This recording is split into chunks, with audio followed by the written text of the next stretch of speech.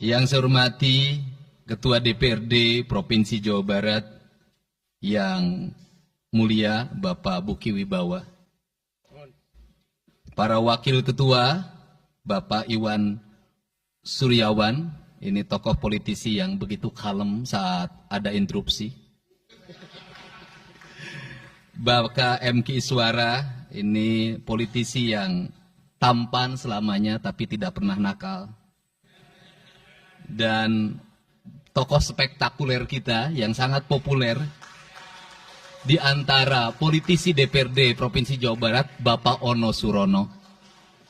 Saya sudah tahu Pak Ono kontrak-kontrak medianya sudah banyak nanti ke depan. Kemudian juga Bapak ini sebentar lagi akan berangkat haji, Bapak Kiai Haji Acep Jamaluddin. Terima kasih. Seluruh anggota DPRD Provinsi Jawa Barat, para ketua fraksi, para ketua komisi, dan saya mengucapkan terima kasih atas berbagai otokritik yang dilakukan, baik secara langsung maupun lewat media, baik media massa maupun media elektronik. Dan itu menunjukkan bahwa di Provinsi Jawa Barat ada terjadi dinamika politik yang luar biasa. Semua orang memiliki concern pada hal yang menjadi tujuan kita, mewujudkan Jawa Barat istimewa dengan berbagai cara. Tugas DPR adalah bicara, itulah tugas DPR. Jadi kalau tidak bicara, mungkin DPRD dianggap tidak ada. Saya ucapkan terima kasih atas otokritiknya. Sekretaris Daerah Provinsi Jawa Barat, kemudian yang mewakili Pangdam 3 Siliwangi, yang mewakili Kapolda Jabar, yang mewakili Kejaksaan Tinggi Jawa Barat, dan untuk khusus untuk Kejaksaan Tinggi Jawa Barat, saya sampaikan ucapan terima kasih, rasa hormat yang tinggi kepada Kejaksaan Agung Republik Indonesia atas tindakannya melakukan penahanan dan mentersangkakan Direktur Utama PT Sritek dan salah satu mantan pejabat BJB yang sudah resign atas kasus dugaan penyimpangan kredit, yaitu menyampaikan kredit ke Bank Jabar, mudah-mudahan tidak salah, kalau salah dikoreksi, sekitar 600 miliar rupiah tanpa agunan yang memadai. Dan ini langkah taktis, dan pemerintah Provinsi Jawa Barat melalui RUPS-nya sudah melakukan koreksi dan perubahan secara total sehingga peristiwa ini tidak akan mempengaruhi kinerja BJB. Saya ucapkan terima kasih. Dan semoga peristiwa ini tidak terjadi lagi di masa yang akan datang. Kemudian yang hormati para staf ahli, para asisten, para kepala perangkat daerah Provinsi Jawa Barat. Yang pertama, forum ini adalah forum kebahagiaan.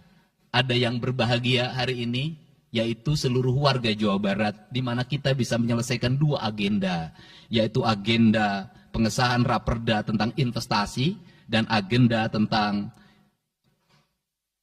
pengesahan hasil dari LKPJ. Seluruh rakyat Jawa Barat bergembira karena rencana kita dalam melaksanakan pembangunan akan berjalan dengan cepat. Tetapi barangkali para media sangat kecewa karena hari ini tidak kejutan-kejutan lagi sehingga viewernya mungkin agak menurun hari ini. Tetapi kita harus berkorban demi kepentingan rakyat Jawa Barat. Kita kesampingkan viewer, kita kesampingkan komen, kita utamakan kepentingan rakyat Jawa Barat. Sebenarnya konsep pidatonya sudah ada, tetapi saya mencoba menyatukannya. Yang pertama adalah bahwa kita bicara tadi tentang berbagai rekomendasi. Dan rekomendasi itu juga termasuk di dalamnya disahkannya Raperda tentang investasi yang sebentar lagi menjadi perda. Apa sih yang menjadi rekomendasi? Rekomendasi pertama adalah angka kemiskinan yang masih tinggi di Jawa Barat. Tetapi saya usul pada Pak Ketua, ke depan kalau LKPJ sebaiknya para bupati wali kota diundang di seluruh Jawa Barat. Karena Jawa Barat itu pertanggungjawabannya bukan di OPD Jawa Barat. Tetapi seluruh kinerja pembangunan itu ada di Pemkab dan Pemkot serta ada di pemerintah desa. Jawa Barat tidak memiliki rakyat yang terkelola secara langsung karena seluruh pengelolaannya ada di pemerintah kabupaten kota dan pemerintahan desa. Dan saya mohon nanti dipaparkan kemiskinan yang paling tinggi dalam perspektif BPS, dalam perspektif LKPJ dan analisisnya itu di kabupaten mana, bila perlu sampai di desa mana. Kemudian angka investasi tertinggi di kabupaten mana, angka investasi terendah di kabupaten mana, infrastruktur yang berproblem di kabupaten di mana, sehingga semuanya terpetakan dengan baik, sehingga nanti kita bisa mengorkestrasi antara pembangunan Provinsi Jawa Barat, pembangunan kabupaten kota, dan pembangunan desa secara bersama-sama dan berkeadilan. Kemudian yang kedua, bahwa investasi ini menjadi aspek yang utama dalam kinerja pembangunan Provinsi Jawa Barat hari ini. Kenapa? Karena satu, angka kemiskinan kita masih tinggi. Kemudian angka kemiskinan yang tinggi di Indonesia sebenarnya juga dipengaruhi oleh jumlah penduduk yang tinggi. Sehingga persentase kecil menurut Jawa Barat, tetapi menurut nasional menjadi besar. Keberhasilan Indonesia sangat tergantung terhadap kinerja pemerintah Provinsi Jawa Barat, pemerintah kabupaten kota, dan pemerintahan desa. Yang kedua adalah pendidikan. Yang ketiga adalah infrastruktur. Yang keempat, kesehatan. Yang kelima, pengendalian penduduk. Yang keenam adalah pengendalian lingkungan. Kemudian yang ketujuh adalah belanja pemerintah yang masih besar. Belanja tidak langsungnya, yaitu belanja untuk kepentingan pegawai. Yang kedelapan adalah pengelolaan aset. Seluruh rangkaian yang menjadi rekomendasi ini adalah tugas kami untuk meneruskan rekomendasinya. Tetapi yakinlah bahwa apa yang kami lakukan selama ini, langkah-langkah yang seringkali kontroversi, langkah-langkah yang seringkali dianggap one man show, langkah-langkah yang seringkali dianggap terlalu sendiri dan terlalu konten, sesungguhnya adalah langkah-langkah menyelesaikan ini semua. Saya berikan contoh. Kalau saya melakukan operasi terhadap penutupan galian C, penutupan areal-areal pelanggaran terhadap lingkungan, kalau saya mengkoordinasikan terlebih dahulu dengan jajaran saya, bisa jadi operasi saya gagal. Kenapa? Karena begitu rapat, besoknya penambangnya sudah tahu apa yang akan kami lakukan. Sehingga kejutan-kejutan itu dilakukan untuk memberikan efek kejut. Dari efek kejut itu melahirkan viral. Dari viral itu melahirkan atensi yang pada akhirnya hari ini Jawa Barat seluruh penambangan liar bisa diselesaikan secara hukum dan Kapolda memberi atensi yang sangat tinggi. Hari ini Jaksa Agung memberikan perintah kepada Kejaksaan Tinggi untuk melakukan proses pidana bagi siapapun yang melakukan pelanggaran lingkungan dan memberikan kerugian bagi kepentingan masyarakat. Yang kedua, saya sampaikan juga mengenai bagaimana melakukan penanganan terhadap berbagai problem lingkungan yang terjadi. Nilai tukar petani yang menurun, kemudian musibah bencana alam yang tidak berhenti.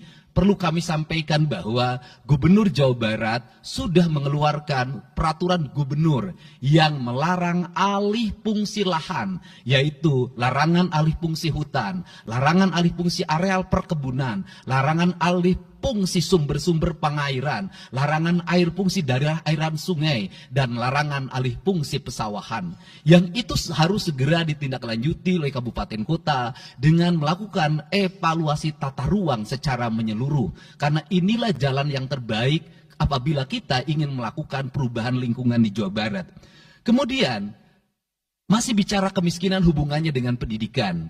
Saya sampaikan bahwa problem kita saat ini, saat pemerintah menggratiskan sekolah sampai SMA, swasta masih bayar, maka gratis itu tidak punya makna. Saya tadi di jalan itu bertemu dengan orang-orang yang menangis di depan saya karena seragamnya tidak bisa terbayar. Saya katakan harga seragam berapa? 1,5 juta. Saya balik, jajan anak ibu berapa? Sehari 20.000. Apa sih yang terjadi? Yang harus diperbaiki bukan hanya pemerintah, tapi juga masyarakat harus diperbaiki. Apa yang harus diperbaiki? Ke sekolahnya harus selalu gratis, tapi biaya konsumsi anaknya selalu diikuti. Apa artinya gratis kalau bekal ke sekolah 50.000 per hari? Negara mengeluarkan biaya, tapi orang tua mengeluarkan biaya. Maka kami sudah mengeluarkan surat edaran.